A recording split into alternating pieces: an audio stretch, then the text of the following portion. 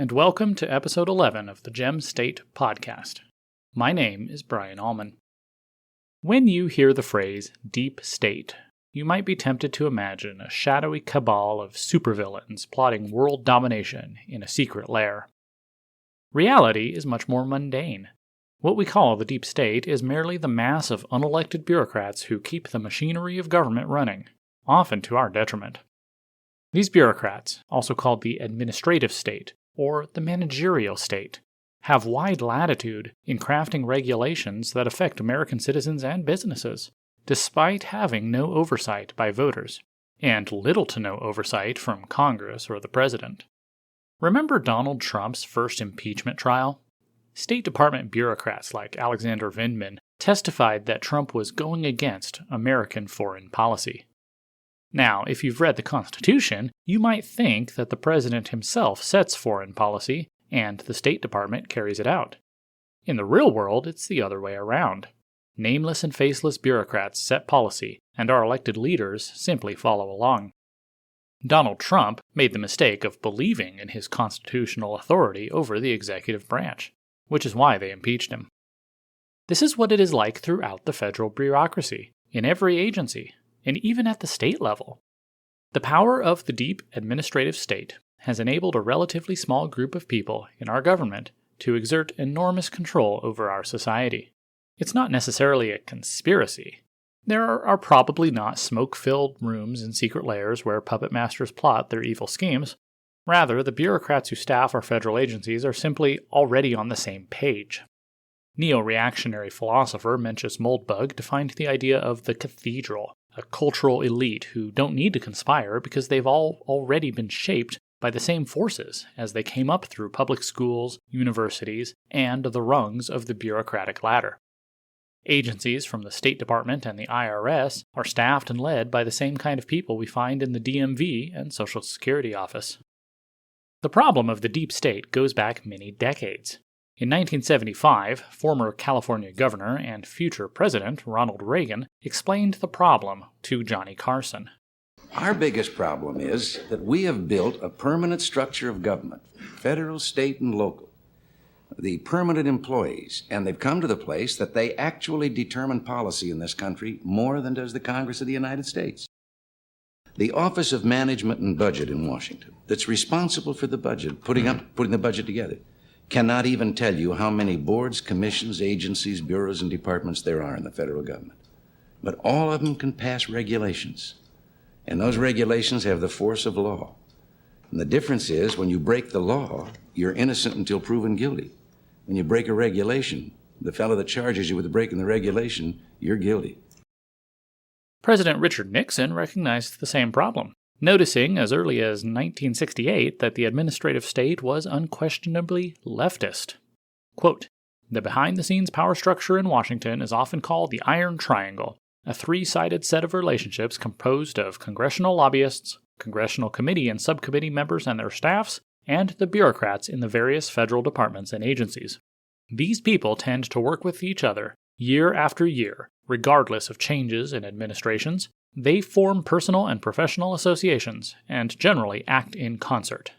I felt that one of the reasons I had been elected was my promise to break the hammerlock Washington holds over the money and decisions that affect American lives.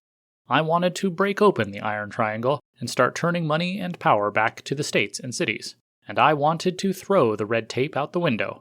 But Washington is a city run primarily by Democrats and liberals, dominated by like-minded newspapers and other media, convinced of its superiority to other cities and other points of view. From the beginning, I knew my chances of succeeding with the kinds of domestic reforms I had in mind were slim." End quote. Consider what the administrative state did to Richard Nixon. The deep state was primarily born in the 1930s as part of President Franklin Roosevelt's New Deal. According to FDR, the crisis of the Great Depression necessitated a radical departure from constitutional norms. In his inaugural address, Roosevelt makes what can only be construed as a dictatorial threat.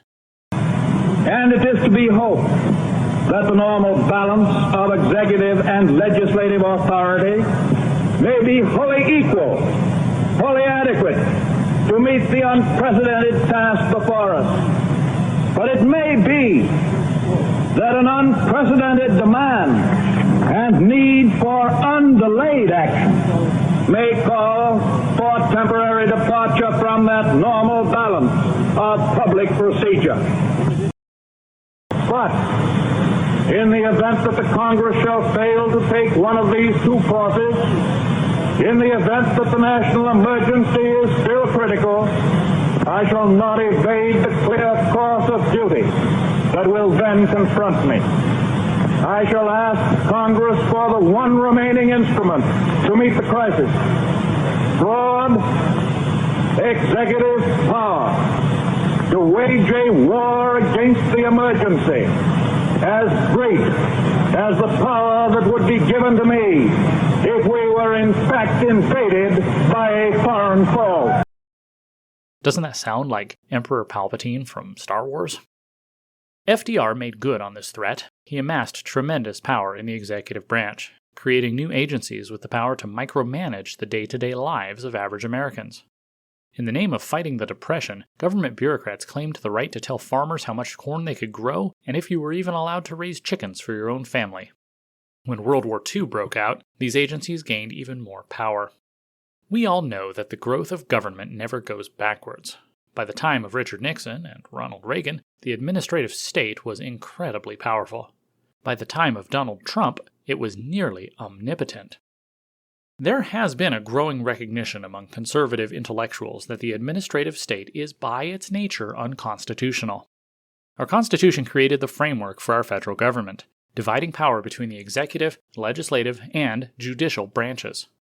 The purpose of the executive branch is to execute the laws that are passed by the legislative branch. However, since the New Deal, Congress has passed many open-ended laws that allow the federal agencies in the executive branch to craft their own regulations, and in some cases, to establish their own punitive measures for those who violate them. As Reagan said nearly 50 years ago, whereas we have a presumption of innocence with regard to criminal law, bureaucratic regulations are such that we are presumed guilty, often with no possibility of appeal.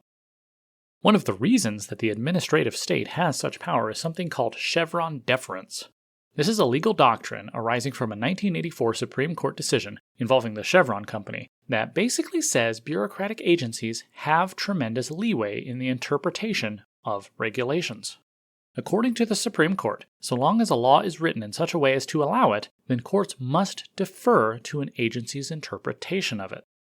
Justice John Paul Stevens wrote in the Chevron decision that, quote, "If Congress has explicitly left a gap for the agency to fill, there is an express delegation of authority to the agency to elucidate a specific provision of the statute by regulation. Such legislative regulations are given controlling weight unless they are arbitrary, capricious, or manifestly contrary to the statute. Sometimes the legislative delegation to an agency on a particular question is implicit rather than explicit. In such a case, a court may not substitute its own construction of a statutory provision for a reasonable interpretation made by the administrator of an agency." End quote. This doctrine held for 30 years, but conservative judges have recently started questioning whether it's constitutional. One of the things that really impressed me about legislative candidate Mike Olson was his knowledge of and opposition to Chevron deference. The very idea of a legislative body delegating its lawmaking powers to a bureaucracy seems to fly in the face of the very separation of powers that our founding fathers intended when they wrote the Constitution in the first place. Justice Neil Gorsuch and others now on the Supreme Court have indicated their skepticism of Chevron, and so the stage might well be set for a reversal of this pillar of the administrative state. There was a decision about 3 weeks ago out of the Fifth Circuit Court of Appeals that went mostly unnoticed by news media, but could well represent the first shoe to drop in that very reversal. More than 10 years ago, a Republican talk show host and hedge fund manager named George Jarkisi was given a 6-figure fine by the Securities and Exchange Commission. Mr. Jarkisi sued the SEC, claiming that they violated his Seventh Amendment right to a jury trial because his case was heard by an administrative law judge, a bureaucrat who has the power to act as judge and jury in cases involving regulatory violations. The Fifth Circuit agreed, deciding 2-1 that the SEC cannot levy fines and punishments of their own accord. This is big. If this holds up at the Supreme Court level, then the problems with the administrative state that Ronald Reagan identified half a century ago will have been dealt a serious blow. The Fifth Circuit decision went even further, however, claiming that Congress did not have the constitutional authority to delegate power to the SEC in the first place. This is even bigger, because it strikes at the heart of Chevron deference and the very foundation of the administrative state itself. This might seem to be a very dry subject, but it really is one of the most important political issues we face today. Our founding fathers did not intend for American citizens to be ruled by unelected and unaccountable bureaucrats. They created a governmental system where we the people select representatives from among ourselves to create good laws, and where the president who executes those laws must also submit himself to the people's judgment as well. The vision of globalist elites to remake society in their preferred image relies on an all-powerful deep state. They imagine a technocracy, a rule by experts, that can carry out the transformation of our society in what they themselves call the Great Reset. Stopping this Great Reset means stopping the administrative state. The deep state, the administrative state, whatever you want to call it, it is inherently anti-American, and dismantling it must be one of our top priorities.